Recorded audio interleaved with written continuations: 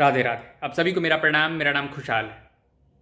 कुछ ही दिनों पहले एम्स पैरामेडिकल की परीक्षा समाप्त हुई है। मेरी भी परीक्षा थी। मैंने मैंने भी परीक्षा दी थी। वो मेरा सेंटर जो है वो काफ़ी दूर था, लगभग 100 किलोमीटर के करीब। तो एक दिन पहले ही मैं अपना सेंटर पे पहुंच गया था। वहाँ मैंने होटल ली, फिर मैंने अपना एग्ज़ाम दिया। एम्स पैरामेडिकल की जो परीक्षा थी, मैं बहुत बच्चे कह रहे थे कि पेपर थोड़ा सा टफ आया था, क्योंकि फिजिक्स जो थी वो थोड़ी कैलकुलेटिव थी और कुछ जो सवाल थे वो बाहर से भी आए थे। बाहर से इसका मतलब कि एनसीईआरटी से ही थे, लेकिन आउट ऑफ सिलेबस थे। जो सिलेबस में नहीं है उससे भी आए थे, जो नीट के सिलेबस में नहीं है, क्योंकि अक्सर नीट के ही बच्चे एम्स पैरामेडिकल देते हैं। तो कुछ सवाल थे जो कि बाहर से थे, जो कि 3-4 साल पहले वो सिलेबस में थे लेकिन अब नहीं थे। हाँ, लेकिन मुझे इसका मतलब फ़ायदा हो गया, क्योंकि मेरा वो सिलेबस पढ़ा हुआ था और वो चीज़ें मुझे याद थी, तो वो बेनिफिट तो मुझे मिल गई, उसका मुझे फ़ायदा मिल गया कि वो सवाल मेरे से बन गए। लेकिन नुकसान ये भी हो गया ना कि जो सिलेबस में थे वो सवाल मैंने गलती कर दी, तो फिर कहीं ना कहीं बराबर ही हो गया लगभग एक तरह से। तो एम्स बार की पैरामेडिकल की जो परीक्षा है वो मेरी अच्छी गई है। मैंने कुछ सवाल जो थे यूट्यूब पर, जो कुछ सवाल आ गए थे, हालांकि सीबीटी मोड थे तो सारे सवाल तो नहीं आ पाते हैं, लेकिन लगभग सवाल मैंने मिला कर देखे तो ठीक ठाक लग रहे थे मुझे। तो खैर, उसका जो परिणाम है वो कुछ ही समय में आ ही जाता है। लगभग मुझे, जैसा कि मेरे दोस्तों ने बताया, कि 1 सप्ताह के अंदर उसका परिणाम आ जाता है। तो अब जो है वो लगभग क्या मतलब, सारे मेरे जो परीक्षा है वो समाप्त हो चुके हैं। अब कोई भी मेरी परीक्षा बाकी नहीं है। अब बस सबका परिणाम आना बाकी है। सबके परिणाम आ जाएंगे, उसके बाद से फिर मैं निर्णय लूँगा कि अब आगे भविष्य में क्या करना है। पहली बात तो ये है कि ये मैंने बिल्कुल तय कर लिया है कि कोई ड्रॉप नहीं लेना है। हालांकि कमेंट्स में आते रहते हैं कि ये ड्रॉप लेगा, 7th ड्रॉप, वो चीज़ें, थला फॉर अ रीज़न, वो चीज़ें, लेकिन मुझे पता है कि मुझे क्या करना है, तो मैं उन चीज़ों को नेगलेक्ट ही करता हूँ। हालांकि ये तो तय है कि फुल ड्रॉप तो बिल्कुल नहीं होने वाला है। मैंने पहले बोला था पार्शियल का शायद सोच सकता हूँ, लेकिन मेरा उसका भी बिल्कुल मन नहीं है पार्शियल। और जब अगर आपने लाइव मेरा वीडियो ज्वाइन किया होगा तो उसमें मैंने कहा था क्वार्टर ड्रॉप के बारे में।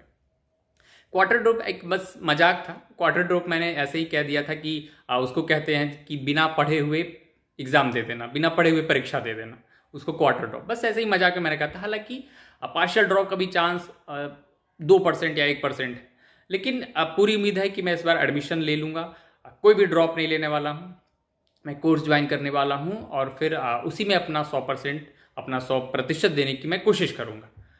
बाकी ड्रॉप का चक्कर नहीं है, क्योंकि फिर सीबीटी मोड होगा। फिर पता चला है अभी पता नहीं 12th के परसेंटेज, पता नहीं 50% लेंगे, फिर नीट का लेंगे, कैसे कैसे क्या उसकी प्रक्रिया है मुझे नहीं पता। बस कुछ खबर आ रही थी तो मैंने उसको देखा था। तो वो सारी चीज़ें होने वाली है। फिर सीबीटी मोड होने वाला है, कंप्यूटर बेस्ड टेस्ट। तो मतलब मेरा उसमें उतना जो है वो एक्सपीरियंस नहीं है कि कैसे क्या करते हैं। हालांकि ऑफलाइन मोड होता तो उसमें थोड़ा सा था भी, लेकिन अब सीबीटी मोड आएगा, नया प्लेटफॉर्म आएगा, तो दिक्कतें हो जाएंगी। फिर कैसा सवाल आता है, क्या होता है, फिर पेपर कैसा लीक होता है, क्या होता है, तो मैं उन चक्रों में अब नहीं पढ़ने वाला हूँ। तो इसलिए इस चीज़ को मैं अब द एंड करता हूँ, मैं समाप्त करता हूँ, ख़त्म करता हूँ पूरी तरह से। कोई ड्रॉप नहीं होने वाला है, ये तो पूरी तरह से तय हो चुका है। मैं किसी कोर्स में एडमिशन लेने वाला हूँ, अब जीवन में आगे बढ़ने वाला हूँ। हाँ, आपका अगर पहला पहला ड्रॉप है या दूसरा ड्रॉप है, अगर आप ले रहे हैं तो बहुत अच्छे से मेहनत कीजिएगा।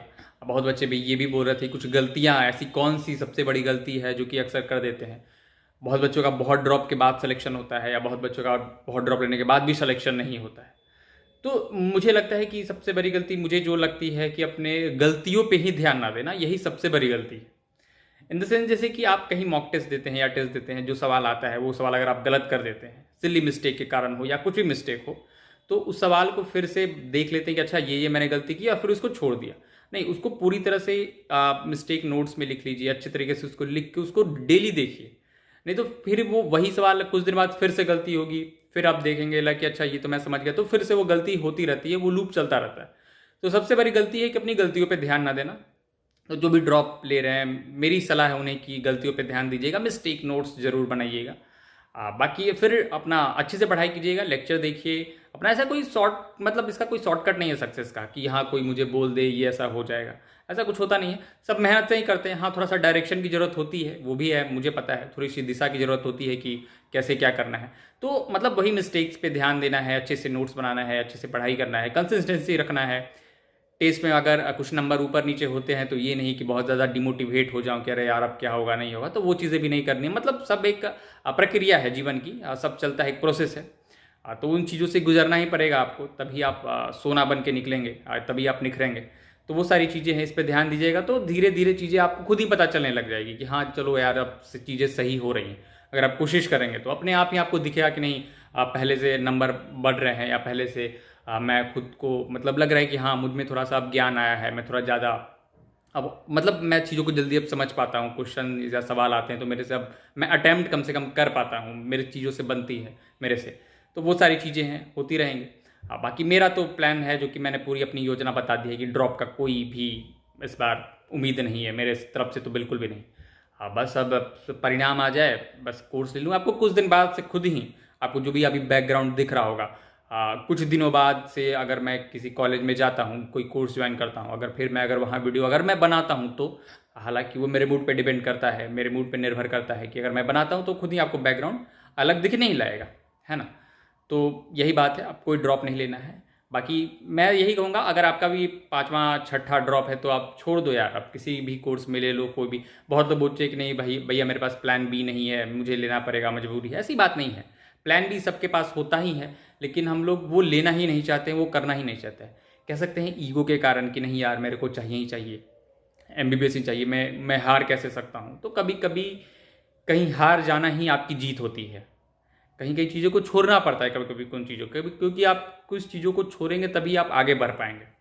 जहाँ तक मैंने अपने जीवन से जो भी मैंने अनुभव लिया है वो मैं आपको बताता हूँ, आपको सिखाता हूँ। जैसे कि अभी आप मेरे वीडियोस भी देख रहे होंगे, काफ़ी फ़नी वगैरह वीडियोस होते हैं, मैं शॉर्ट्स वगैरह आपने देखा होगा। तो अभी मैं खुश हूँ, बहुत खुश हूँ।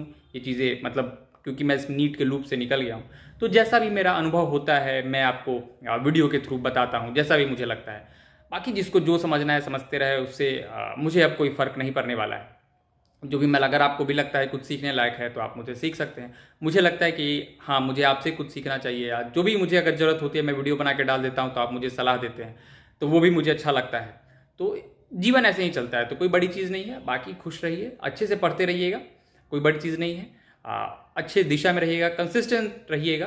कंसिस्टेंट रहेंगे तो हो जाएगा, आज न कल हो जाता है। नहीं भी होता है तो वो कहते हैं ना, पढ़ा हुआ बर्बाद नहीं जाता है ना। तो आज न कल आपको वो फल आपको कुछ सालों बाद, आज नहीं तो वो मिलना ही मिलना है। तो बस ईमानदारी से मेहनत करते रहिएगा।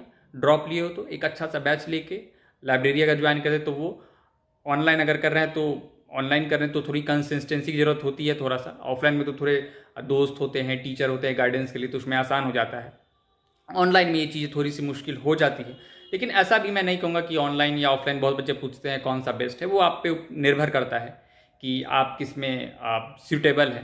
क्योंकि बहुत बच्चे हैं जो कि ऑनलाइन नहीं पढ़ पाते हैं, क्योंकि ऑनलाइन में थोड़ी सी मुश्किल होती है कि मैं किससे, अब अगर मैं किसी सवाल में फंस जाता हूँ तो अब मैं किससे पूछूँ, मैं क्या करूँ, मुझे एआई से अगर समझ में नहीं आ रहा है, तो वो सीधे दिक्कतें होती है। लेकिन अगर आप इस चीज़ से उबर पाते हैं, निकल पाते हैं, तो कोई दिक्कत नहीं है, उतनी भी कुछ खास दिक्कतें नहीं होती है। दोनों ही अच्छे हैं, कोई बड़ी बात नहीं है।